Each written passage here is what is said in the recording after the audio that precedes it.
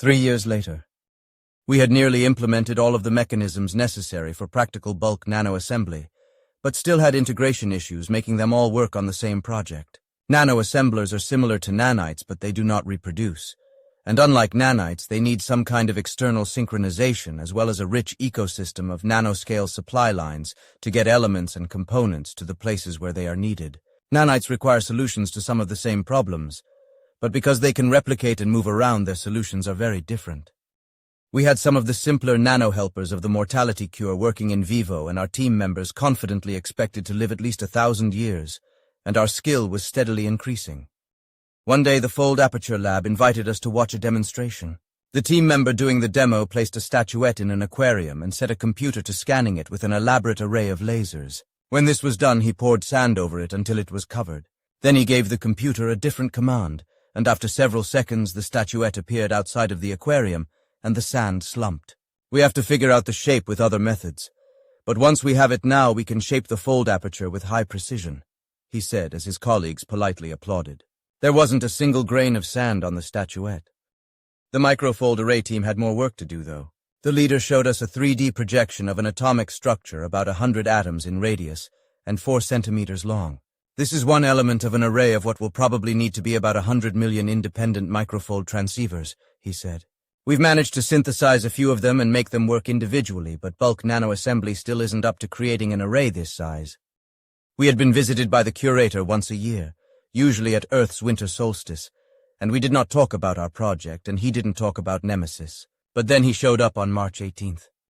Nemesis is dead, he said with an uncharacteristically grand smile. How in the hell? Emma and I both started, but he raised his hand as if to share a vision. Brace yourselves, he said. I've used the amplifier to enhance the recording and playback process. I closed my eyes so as not to be distracted, and then... I am the Curator, and I feel the weight of his long years of life, and I remember his other hosts, and I am the agent of a mission nobody else can complete. I am attending a montage of grisly crime scenes. I am able to trace her steps, but not quickly enough. I am constantly examining myself and sometimes other curators for clues that might help me solve the problem of restraining her, but I am making no progress. I am noticing the presence of a figure at many of the murder scenes. She is a human female with dark hair who always wears a leather trench coat and mirror shades. I am realizing that she has also noticed me. I am hearing her voice in my ear. I thought nobody else knew, she says in a voice that is both crisp and sultry. If I show you mine, will you show me yours? I am sipping coffee and listening to her tell me some of humanity's best-held secrets. Humans have made more progress on fold technology than anyone has realized. It requires a planetary array of detectors synchronized by atomic clocks and supercomputers, but they have learned to track Curator local folding about as well as I can with the amplifier. They know the murders are all committed by the same Curator. I know everyone on Earth who is aware of our project, she says. And you're not one of us. You're a Curator yourself, aren't you? I am nodding, and then I am telling her a story to explain my presence. I am telling her of the rogue Curator who took an adult human host, but I am leaving out the attempted murder at Seville, and the lost blocks and enhanced capabilities and the amplifier. I am not even sure she knows that such things as amplifier belts exist, but I am letting her know that I can project a localized inhibitor field, and that if the murderer tries to fold out from it, that I can follow her. But then I am reminding her of the burning bioform to new host problem. A localized inhibitor field, she finally says. That could be useful, but not useful enough. I have spent years unable to think of the next step. Maybe you're looking through the wrong end of the telescope. Instead of the implant technology, what about the human brain? You're certain the brain is doing all the processing? Quite sure. My people are very insistent about that, and nothing is ever emulated unless there is no bioform to do the thinking. Could you meet me here tomorrow? I have a friend I'd like to introduce you to. She writes down the address of a famous hospital halfway around the world and an office number within it. I am puzzled. You can fold on the surface of the Earth to get there yourself. I ask incredulously. Oh no, she says with a chuckle. I have access to a private supergravity shuttle. It will take me until tomorrow to arrange the meeting and get there. I know you'll just wait until the appointed time and go poof. At the appointed time, I fold over to the office of a prominent neuroscientist. I am answering such questions as I can about how the interface works, but I am reminding him that for eons the interfaces have just worked as originally designed, and we don't really know anymore just how they target which areas of the brain to establish connections. Could you undergo a fMRI scan? He asks. It involves a 12 Tesla magnetic field, which could be a problem for your implant. My implant is isolated in a folded bubble of space-time, I am saying. The magnetic field will not affect it. I am dressed in a hospital gown and being conveyed into a scanner. I am aware that our methods are so much more subtle and precise than this giant machine. But I am also aware that humans actually understand what they are doing with their technology in ways that curators stopped even trying to understand themselves eons ago. The machine starts by making a basic scan of my brain at rest. I am recording and playing back implant audio and video as they scan my brain. And then I am asked to do something consciously directed, if possible, without actually folding out of the lab. I execute a null fold, setting the implant to fold me to my original location. My implant complains that this is absurd, but there is excited chatter in the monitor room. Could you project energy in the way that you would to burn your bioform, obviously without actually burning your bioform? I am executing a microfold array scan of the room, and I am selecting an aluminum chair as my target, and I am folding enough solar thermal energy into it to make it glow red and noticeably raise the temperature of the entire room. There is more chatter in the control room. Then I am being conveyed out of the machine. I think we might have an attack vector, the agent says. Even indoors she is wearing her trench coat and mirror shades. I am invited to have drinks with her, and she shares a shot of Remy Martin XO. Her plan is a long shot, but it is at least possible. It just has one remaining snag. We can only find her after she's gone, I said. I know. We need to work on that. But first I was wondering if you had ever had sex as a human. I am hearing it as a simple question and not the prelude to seduction, which it actually is. No, it would make little sense since one price of the mortality cure is that my hosts cannot reproduce. But isn't your host body in season all the time since its adolescence? We are trained to suppress those feelings of our hosts which are distracting to our mission. I have a mission, she said, tossing back her drink, and I am 80 years old. I went through natural menopause 30 years ago and I had myself sterilized 50 years ago. But I am human and I'm still always in season. I am realizing that at some point she has exchanged her trench coat for a bathrobe, and her eyes are brilliant green. If you let him out, would your host find me sexually attractive? He had all the imprints which normally cause that to happen. Then why don't you let him out? Surely you might benefit from understanding your quarry a little better. And your partner. I am about to demur when I realize that I am already a rogue, with secret superpowers and a purloined amplifier belt. I am realizing that she might have a point. I am releasing the blocks on my host's sexual feeling as she parts the bathrobe, revealing her nude body, and lets it slide off of her shoulders into a puddle of cloth on the floor. Nudity is the natural state of almost all of our children, but none of them very often feel as I do now as she approaches me. To be continued. I finally remembered who I really was and forcibly interrupted the playback. Since he was streaming it to Emma on the same microfold channel, it popped both of us back to reality. You fucked an alien affairs agent, I said incredulously. Oh, she wasn't alien affairs. Those guys manage visas and hospitality arrangements. She was so secret she was almost your version of a curator. I never did learn her real name. Her agency knows the things nobody else knows, and does the things alien affairs isn't supposed to do. And you fucked her, Emma said. We had human sex, he said. It was instructive. Much of what we have never understood about your species now makes sense to me. Yeah, because we're in season all the time, Emma said with a note of disgust in her voice. That is correct. And he held his hand up again. I am surveying a montage of crime scenes this time in the company of my partner and occasional paramour. We have shaved the window from detection to positioning down to 4 hours, but it still isn't good enough. Since I have an amplifier belt, I can fold her to the scene so she doesn't have to scramble the transport anymore. I am relaxing in her bed after sex when she says something curious. Your implant. If it was in this world, how big would it be? I have an idea of what she is getting at, and I don't want her to know I have the amplifier, which would be much larger than an implant. So I am hiding it, and I mumble something intermediate between the two objects. Still far smaller than what we have, she said. Our detectors are crude, but they are widely spread out to give useful resolution. Yours are fine and sensitive, but all crammed together in one place along with all the computing power you will ever have. It takes a lot of computation for us to get results out of our network. I am wondering if it would be possible to exchange our raw data and share our computational resources to combine and leverage our mutual advantages. Human-built computers are still crude compared to curator implants, but the agency uses a lot of them.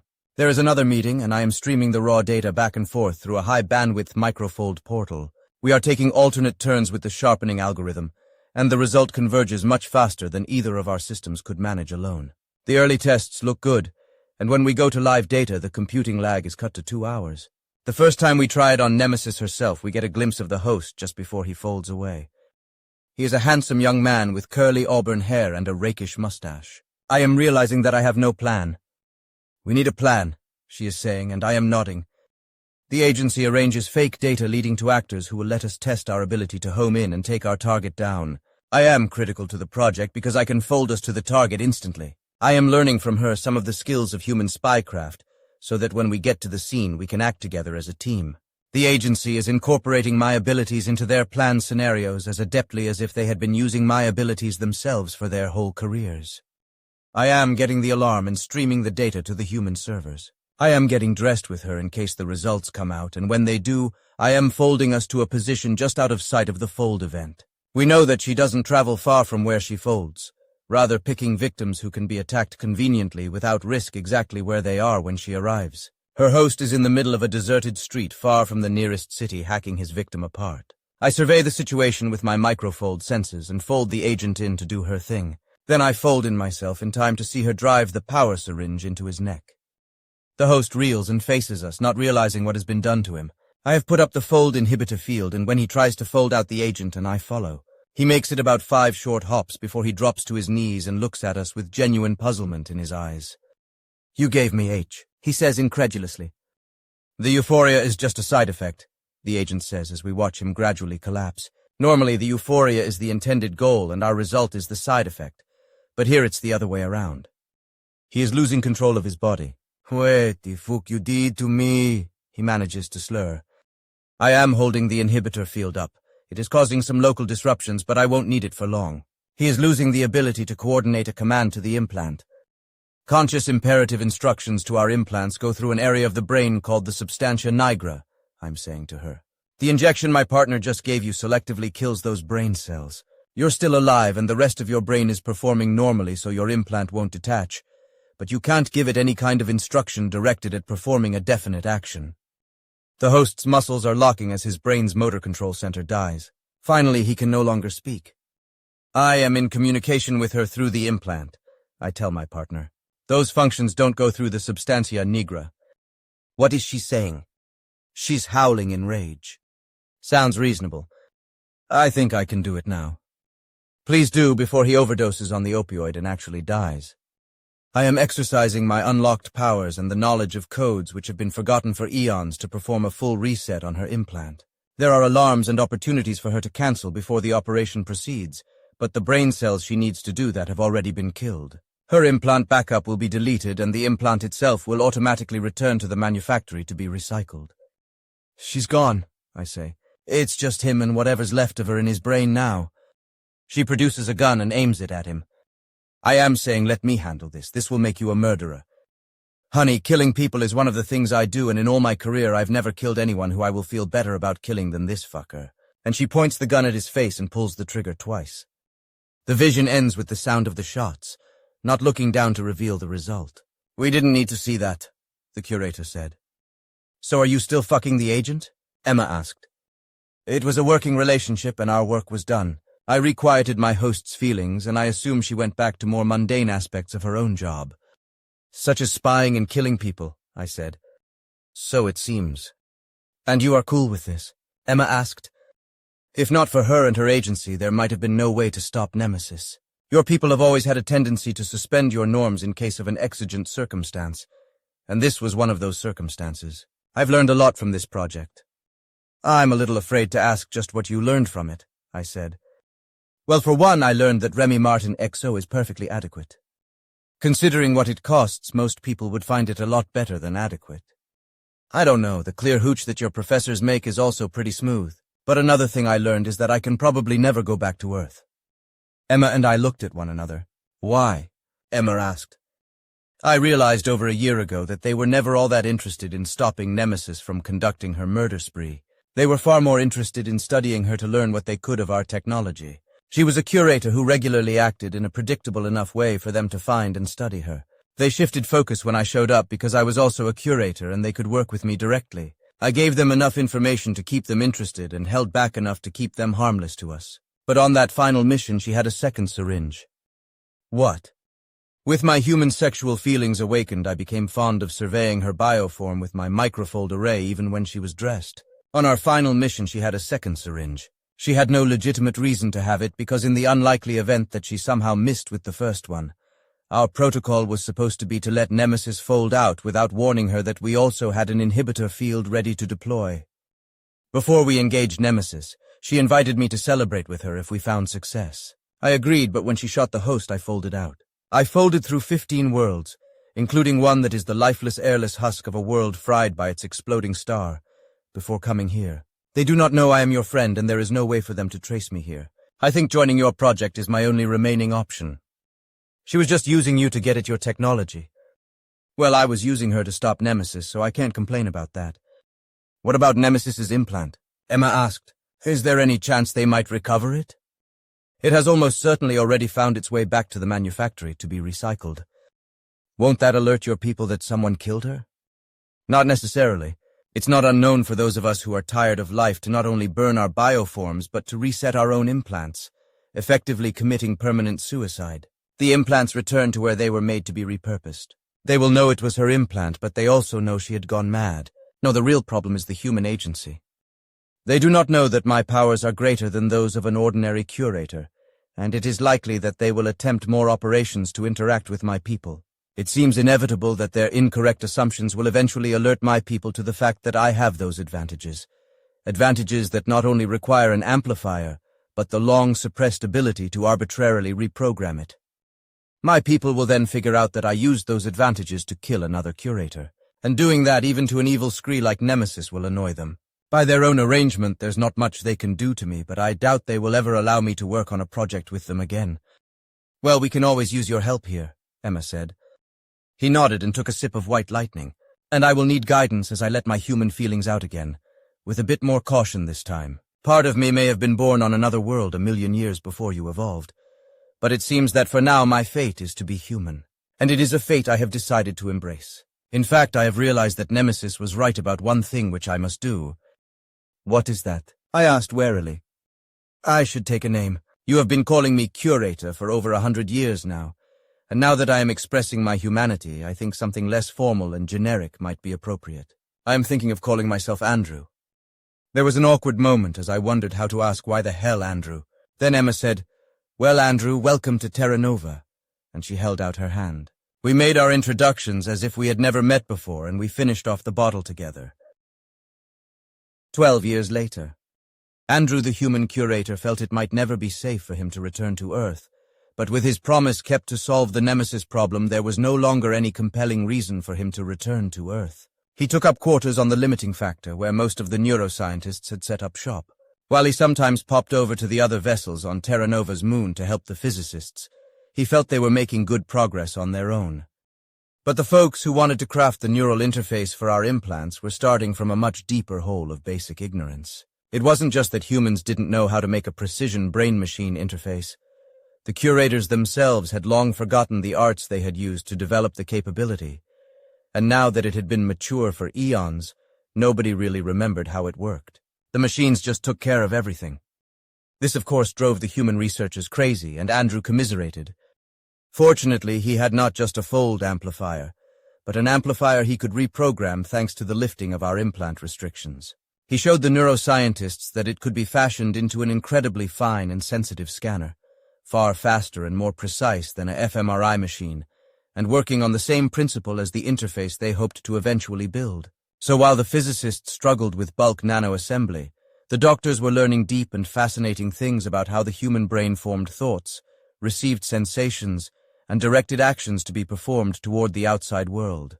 When our own microfold arrays became ready, they would not be scanning entirely in the dark. Bulk nanoassembly was vexing. Nanites could perform quality control and boot defective nanites out of the process before they were incorporated into an assembly.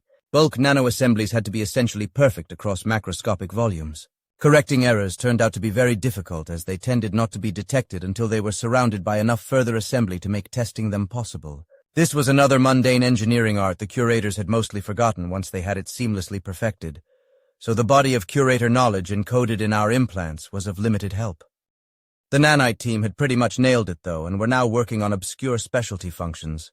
They could dial in a pattern for a building, an entire city, food duplication or synthesis modules, and dump a bucket of nanites onto a field to let the sun power its creation.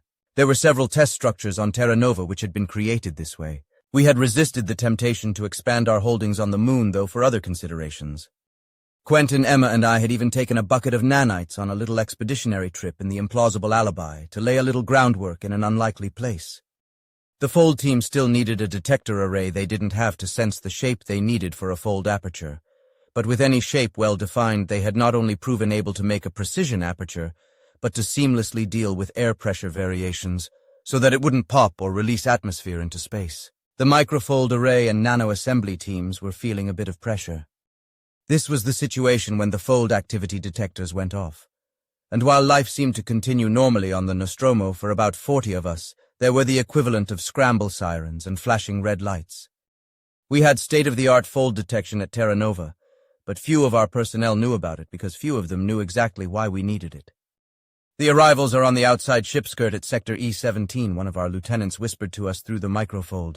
We located them and folded in to greet them. We recognized the leader of the planetary engineering team from our visit to witness the final engineered collision, and Andrew had played for us the scene of Nemesis's defection, so Emma and I recognized Keeper of Amplifiers from that meeting. And we quickly reminded each other that we shouldn't know who he was or what had happened there, as that would blow Andrew's cover. "Welcome to Terra Nova," Emma said warmly. "Can we help you?"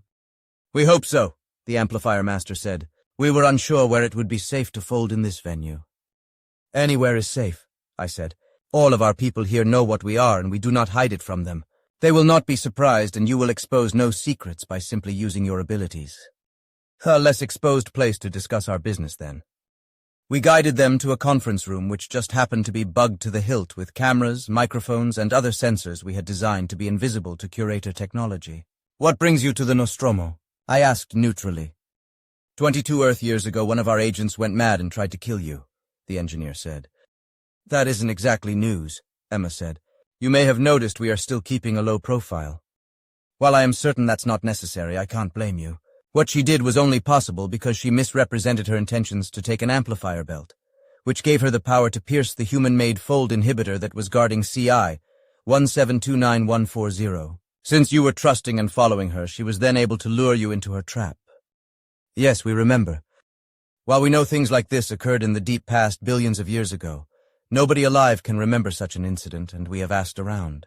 When we confronted her over it, she burned her bioform and retreated to emulation within her implant, which should have limited her interaction with the natural world." "That should have is ominous," I said. "She made her way to Earth and took a new host, a human host, an adult human host. This was another outrageous break from protocol and completely unauthorized. We do not maintain controls on our people because, frankly, we don't expect our people to do this kind of crazy scat." With a vanishingly swift meeting of gazes, Emma and I reminded each other that we weren't supposed to know about any of this. "How does this concern us? We haven't been back to Earth ourselves since before that incident." Her implant made its way back to its manufactory about 12 Earth years ago. It had been wiped, which is a normal thing when one of us commits permanent suicide. It doesn't happen often but isn't unknown. "That sounds like a good thing," Emma said. "About the same time we lost another curator. He is the one you've known for many years, but who first met you on the quarantine world where you learned directly of our existence. We understand you have a relationship with him." "Off and on," I said. "His path has intersected with ours a lot at certain times. Not so much recently, though. Did his implant come back too?" "No, and that's what bothers us. We know the rogue used an amplifier to trap you, and she returned it before we confronted her. But between the time of your assault and the disappearance of the rogue, another amplifier went missing. We don't even know how it disappeared, but it seems like an amazing coincidence that should have happened in the course of all this."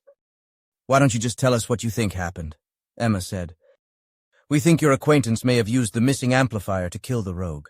We don't know that, but we have to take the possibility very seriously because it would mean he has the ability to kill any of us. You two are especially vulnerable because your implants won't convey what we would consider reliable serial immortality for some time.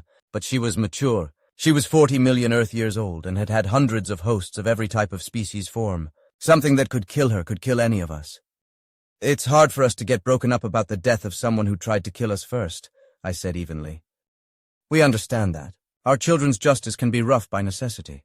But our entire civilization, our galactic civilization, is pinned on the fact that none of us can, as a practical matter, do violence to any other of us. This is why we don't need structures like your governments and courts and prisons. We try to make sure we only elevate those who will not make a terrible mess, but nothing is ever certain.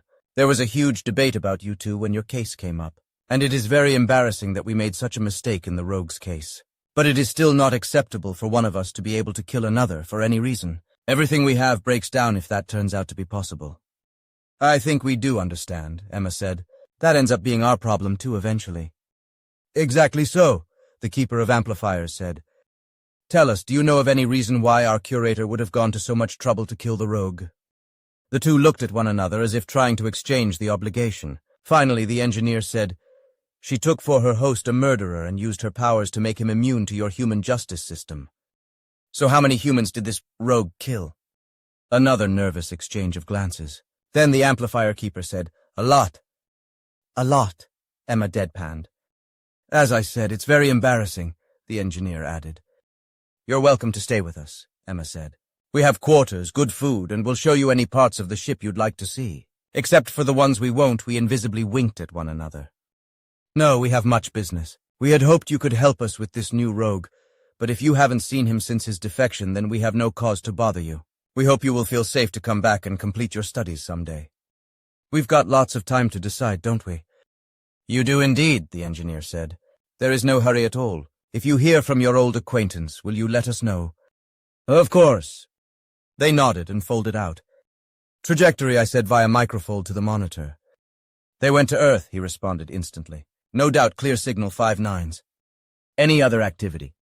There was a pause. Quite certain, Jay. They folded out and nothing else happened for some time before or is happening now. Even a local fold would register on these detectors, even if we couldn't solve for its location. We're clear. Emma sent another message and one of the chemists knocked on the door. He brought a fresh bottle of their white lightning hooch. We were going to need it. Andrew, I messaged, and I detected the local fold event as he joined us.